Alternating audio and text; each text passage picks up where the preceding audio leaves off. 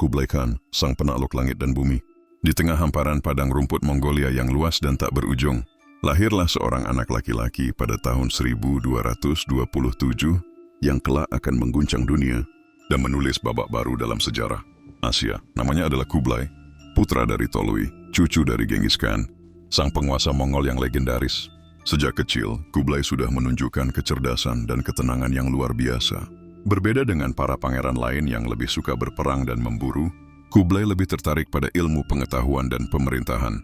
Dia belajar banyak hal, mulai dari bahasa-bahasa asing, strategi pemerintahan, hingga filosofi Tiongkok dan ajaran Buddha.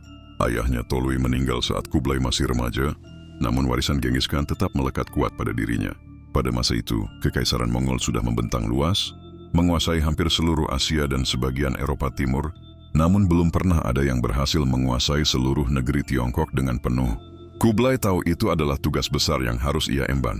Ketika pamannya Mongke Khan menjadi Khan Agung, Kublai diberi tanggung jawab untuk memimpin wilayah utara Cina. Disinilah perjalanan Kublai mulai berubah menjadi legenda, penakluk dan penyatu. Kublai bukan hanya seorang prajurit, dia adalah seorang visioner. Dia sadar bahwa untuk memerintah negeri Tiongkok yang kaya dan maju, dia harus mengerti budaya dan tradisi mereka. Maka ia mempelajari bahasa Mandarin dan mengadopsi sistem pemerintahan Tiongkok yang sudah terbukti efektif.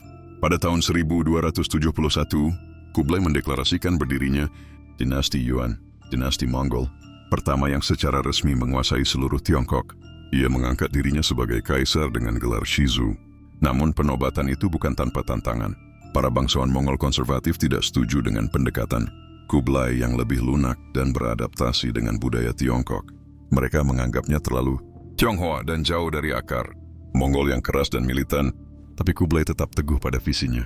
Dengan keuletan dan strategi yang matang, ia memulai penaklukan selatan Cina yang masih dikuasai oleh dinasti Song. Perang berlangsung bertahun-tahun, penuh dengan peperangan besar, pengepungan kota, dan manuver diplomatik.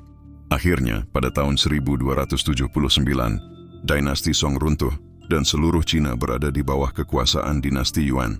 Pemerintahan dan reformasi. Sebagai kaisar, Kublai memusatkan perhatian pada pembangunan dan reformasi. Ia membangun ibu kota baru di Khanbalik yang sekarang dikenal sebagai Beijing. Di sana ia mendirikan istana megah, menata kota dengan arsitektur yang menggabungkan gaya Mongol dan Tiongkok, serta memperkuat sistem administrasi agar efisien. Kublai juga memajukan perdagangan internasional dengan membuka jalur sutra secara penuh dan memfasilitasi perjalanan para pedagang dan diplomat asing.